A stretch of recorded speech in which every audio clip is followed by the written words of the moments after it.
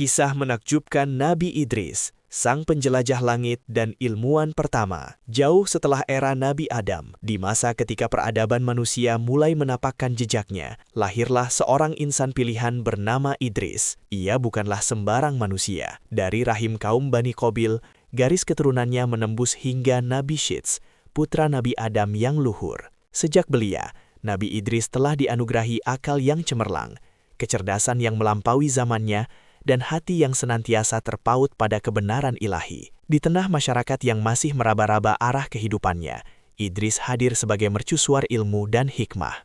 Allah Subhanahu wa Ta'ala telah memilihnya sebagai seorang nabi, utusannya untuk membimbing umat manusia menuju cahaya tauhid. Nabi Idris dikenal luas sebagai pelopor berbagai penemuan fundamental yang mengubah wajah peradaban. Konon, beliaulah yang pertama kali menuliskan huruf di atas lembaran-lembaran, mengajarkan manusia seni menulis dan membaca agar ilmu tidak lagi hanya dituturkan, melainkan dapat diabadikan untuk generasi mendatang. Beliau juga dikenal sebagai penjahit pertama, mengajarkan manusia membuat pakaian dari kulit binatang, menggantikan kebiasaan berpakaian seadanya. Ilmu falak, matematika, dan kedokteran pun tak luput dari sentuhan akalnya yang brilian, meletakkan dasar-dasar pengetahuan yang kita nikmati hingga kini. Namun, di balik kegemilangannya sebagai ilmuwan, Nabi Idris adalah seorang hamba yang sangat taat. Siang dan malam diisi dengan ibadah, zikir, dan munajat kepada Allah. Beliau tak pernah lelah berdakwah, menyeru kaumnya untuk meninggalkan penyembahan berhala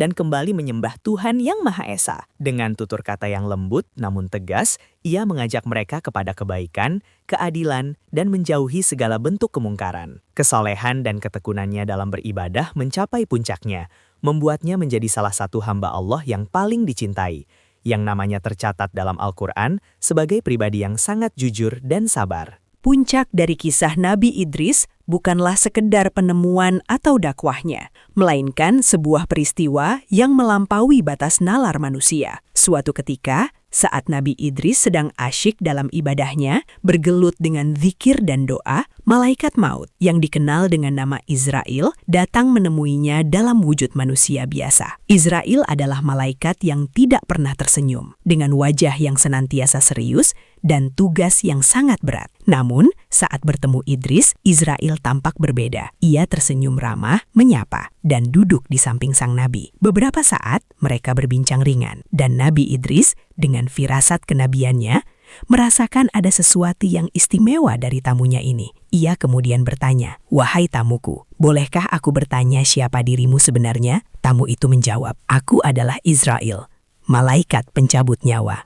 Mendengar pengakuan itu, hati Nabi Idris tidak gentar sedikit pun. Justru, muncul keinginan yang tak biasa. "Wahai Israil," katanya, "bisakah engkau memohonkan izin kepada Allah agar aku merasakan kematian dan kemudian dihidupkan kembali? Aku ingin merasakan getirnya sakaratul maut, agar imanku semakin kokoh." Israil terkejut, namun karena Allah telah mengizinkan, permintaan itu pun dipenuhi. Nabi Idris wafat sejenak, merasakan pedihnya kematian, lalu dihidupkan kembali atas kehendaknya. Tak berhenti di situ, Nabi Idris mengajukan permintaan lain. "Wahai Israil, setelah merasakan kematian, aku ingin melihat neraka, agar aku semakin takut akan siksanya, dan juga melihat surga, agar aku semakin bersemangat meraih ridhonya." Maka, dengan izin Allah, Israil membimbing Nabi Idris. Mereka melintasi alam semesta, menembus lapisan-lapisan langit yang penuh keajaiban. Pertama, mereka menyaksikan neraka dengan segala kengerian dan siksanya yang membakar. Nabi Idris gemetar, air matanya berlinang, menyadari betapa dahsyatnya balasan bagi orang-orang durhaka. Setelah itu, Israil membawanya ke surga. Pemandangan di surga sungguh memukau, keindahan yang tak terlukiskan dengan kata-kata. Sungai-sungai madu, susu, dan khamar, taman-taman yang hijau, buah-buahan yang tak pernah putus, dan istana-istana megah yang terbuat dari permata. Nabi Idris terpana, keinginannya untuk tetap berada di sana membuncah. Ketika Israil hendak membawanya kembali, Nabi Idris berkata, "Wahai Israil, Allah telah berfirman bahwa setiap jiwa pasti akan merasakan kematian. Dan aku telah merasakannya. Allah juga berfirman bahwa setiap yang hidup akan masuk neraka, dan aku telah melihatnya. Dan Allah berfirman bahwa penduduk surga akan tinggal di dalamnya. Aku sudah masuk surga, jadi mengapa aku harus keluar?" Israil terkejut dengan logika sang nabi, melaporkan hal ini kepada Allah. Dan Allah yang maha bijaksana berfirman, "Aku telah mengetahui keinginan hambaku ini. biarkan dia tinggal di surga. Demikianlah, Nabi Idris diangkat oleh Allah ke tempat yang tinggi, di langit keempat, di mana ia hidup abadi hingga saat ini. Kisahnya menjadi bukti nyata akan keagungan Allah, kemuliaan ilmu, dan ketinggian derajat bagi hamba-hambanya yang taat dan berjuang di jalan kebenaran.